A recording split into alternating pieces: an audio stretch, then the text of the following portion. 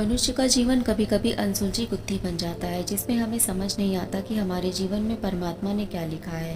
यदि हम किसी गरीब व्यक्ति को देखते हैं जो अचानक से अमीर बन जाता है तो हम कहते हैं कि वह बहुत भाग्यवान है, उसकी किस्मत चमक गई। और यदि कुछ बुरा होता है तो हम कहते हैं कि हमारी तो किस्मत ही खराब है, कभी कुछ अच्छा ही नहीं होता।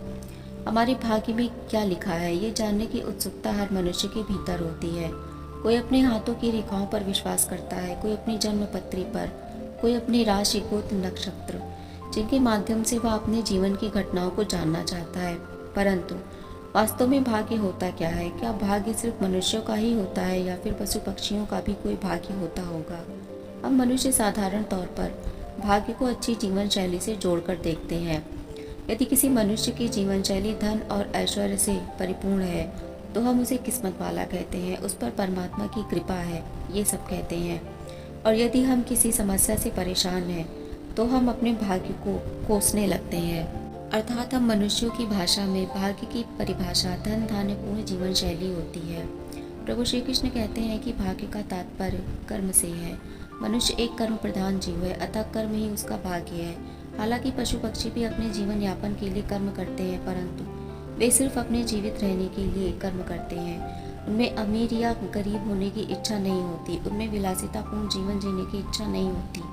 वे सिर्फ स्वयं को जीवित रखने के लिए कर्म करते हैं। चूँकि मनुष्य के पास मस्तिष्क होता है इसलिए वह अनंत असीमताओं के विषय में सोच पाता है और उन्हें पूर्ण करने की इच्छा को प्रकट कर पाता है। क्योंकि मनुष्य की इच्छाओं का कोई अंत नहीं होता, कोई ठहराव नहीं होता। हमारी इच्छाएं और लालच इतने अधिक होते हैं कि हम उसे प्राप्त करने के लिए बहुत कुछ करते हैं, अर्थात अपनी इच्छाओं को प्राप्त करने के लिए कर्म करते हैं। यदि आप कर्म करते हैं तो इच्छाएं आपकी अवश्य पूरी होती हैं, परंतु कर्म आपका सही दिशा में होना चाहिए। गलत दिशा में की गई इच्छा और कर्म जीवन को मुश्किलों में डालता है। हमारे जीवन में भाग्य की भूमिका की शुरुआत अब यहीं से होती है। यदि हम सही और सकारात्मक इच्छा के साथ उचित दिशा में निर्णय लेते हैं तो भाग्य का उदय निश्चित है, और यदि नकारात्मक दिशा में कोई निर्णय करते हैं तो स्वाभाविक है कि भाग्य का पतन होगा। अतः हमारा भाग्य हमारी राशि ग्रह नक्षत्र या फिर हाथों की लकीरों में नहीं, हमारी सोच और कर्मों में समाहित होता है। प्रभु श्री कृष्ण कहते हैं कि यदि मनुष्य बिना कर्म किए भाग्य का रोना रोता है तो वह अपने जीवन में कभी सफल नहीं हो सकता। यदि हमारे जीवन में कोई चीज़ हमारी इच्छा के विरुद्ध होती है, जैसा हम चाहते हैं वैसा नहीं होता, तो ऐसे में बहुत से ज्योतिष आपके जीवन को बदलने या फिर आपके भाग्य को बदलने की ताकत रखते हैं, या फिर बुरे प्रभाव को कम करने की ताकत रखते हैं और इस बात का दावा भी करते हैं। ग्रहों, नक्षत्रों और ब्रह्मांड को हमारे जीवन और हमारे भाग्य से जोड़ दिया जाता है और हमें विश्वास दिला दिया जाता है कि ग्रह हमारे जीवन में कार्य करते हैं। और हमें डराया जाता है कि शनि ग्रह की 7.5 आ गई है, गुरु ग्रह की महादशा आ गई है। इस तरह से ज्योतिष के माध्यम से हमें मूर्ख बनाकर ज्योतिष करने वाले लोग अपनी किस्मत बनाते हैं। यदि हम अपने दिमाग को थोड़ा सा भी विकसित करें तो हम सच्चाई से अवगत हो सकते हैं। ब्रह्मांड इतना विशाल है जिसमें कि हमारी पृथ्वी छिप सी जाती है। हमारी पृथ्वी भी एक ग्रह है। ब्रह्मांड अनंत है जहाँ बहुत कुछ छिपा हुआ है जिनकी खोज अब तक विज्ञान भी नहीं कर पाया है। संपूर्ण ब्रह्मांड में न जाने ऐसे कितने ग्रह होंगे जिनकी खोज में विज्ञान लगा हुआ है, जो अभी हमारे संज्ञान में नहीं है।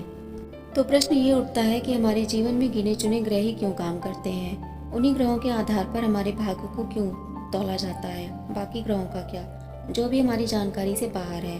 यदि ज्योतिष की बात करें तो क्या ये ग्रह हमारे जीवन में काम नहीं करते होंगे, जिनके बारे में अभी किसी को नहीं पता? क्योंकि ब्रह्मांड तो बहुत विशाल है, न जाने कितने गूढ़ रहस्यों से भरा हुआ है। हमारी पृथ्वी तो इस विशालतम ब्रह्मांड का एक छोटा सा हिस्सा है। तो जरा सोचिए, किसी दूसरे ग्रह को या इस ब्रह्मांड को हमारे जीवन में क्या चल रहा है इस बात से क्यों फर्क पड़ेगा? किसी और ग्रह को हमारे जीवन से क्या लेना देना?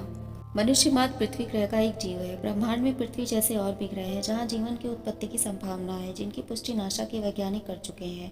ऐसे ग्रहों पर जीवन किस रूप में है ये तथ्य वैज्ञानिक पता नहीं लगा पाए, क्योंकि ये ग्रह हमारी पृथ्वी से करोड़ों प्रकाश वर्ष दूर हैं। अतः ऐसे ग्रहों के जीवों के भाग्य पर भी दूसरे ग्रहों का अच्छा या बुरा प्रभाव पड़ता होगा। यदि हम भाग्य और ज्योतिष की अवधारणा को माने तो फिर भाग्य और ज्योतिष समस्त जीवों के लिए काम करना चाहिए, क्योंकि जन्म तो समस्त जीवों का भी हुआ है। ज्योतिष करने वाले लोग कहते हैं कि जन्म किस ग्रह नक्षत्र में हुआ है, उसके आधार पर आगे हमारे जीवन में होने वाली घटनाओं का विश्लेषण किया जाता है।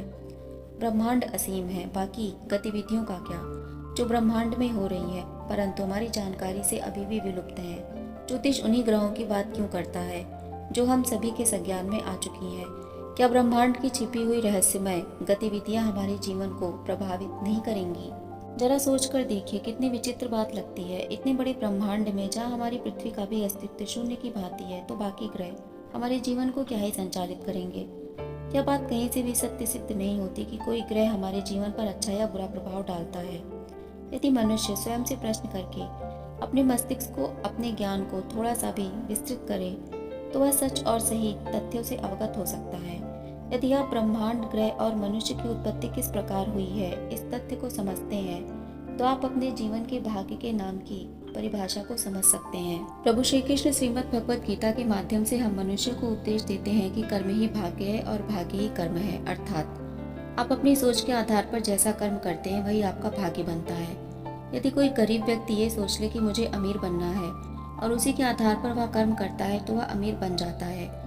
और ऐसे बहुत से उदाहरण हम सुनते रहते हैं और कितने ही अमीर व्यक्तियों का पतन होते हुए भी हमने सुना है। अतः मनुष्य अपना भाग्य स्वयं बनाता है, वह अपने जीवन का विधाता स्वयं होता है। प्रभु श्री कृष्ण कहते हैं कि मनुष्य की विचारधारा ही उसके जीवन का निर्माण करती है। अपने जीवन और भाग्य के नाम पर किसी अंधविश्वास और आडंबर का शिकार होने से स्वयं को बचाएं। आप अपना भाग्य स्वयं बनाते हैं। जीवन की परेशानियों से घबराकर किसी और के बहकावे में ना आए। अपनी समस्या स्वयं को ही काटनी पड़ती है। यदि आप अपनी समस्या लोगों के पास लेकर जाएंगे, तो लोग आपकी समस्या को ही अपना व्यापार बना लेंगे। समस्या आपकी है तो काटना भी स्वयं को ही पड़ता है। लोग बस सलाह देते हैं, आप बीती स्वयं के साथ होती है। अतः अपनी बुद्धि का प्रयोग करें और समाधान के निवारण के विषय में सोचें। समाधान अवश्य मिलता है। प्रभु श्री कृष्ण कहते हैं कि परिस्थिति कभी समान नहीं रहती, बदलती रहती है। अतः किसी भी समस्या से विचलित नहीं होना चाहिए, ना ही भाग्य को और अपने जीवन को कोसना चाहिए। ईश्वर कभी किसी के साथ बुरा नहीं करते। हम सभी जीवों का जन्म हो। भगवान श्री कृष्ण कहते हैं कि मनुष्य यदि हर परिस्थिति में अपने उचित विवेक से निर्णय लेकर कार्य करता है, तो वह हर परिस्थिति में सफल होता है। अतः सकारात्मक और अच्छी विचारधारा हर कार्य के लिए सोच समझकर और चतुराई के साथ लिया गया निर्णय, उचित दिशा में किया गया परिश्रम, अर्थात जहाँ आपका समय और परिश्रम व्यर्थ ना जाए और आपके सही कर्म ही वास्तव में आपके भाग्य और जीवन का निर्माण करते हैं। यदि हम सभी भाग्य की उचित परिभाषा को समझ लें, तो हर मनुष्य अपने जीवन में सफलता की ऊंचाई पर विराजमान होगा। चैनल को सब्सक्राइब और वीडियो को लाइक शेयर करना ना भूलें। मिलते हैं अगली वीडियो में एक और विचारधारा के साथ। तब तक के लिए राधे राधे।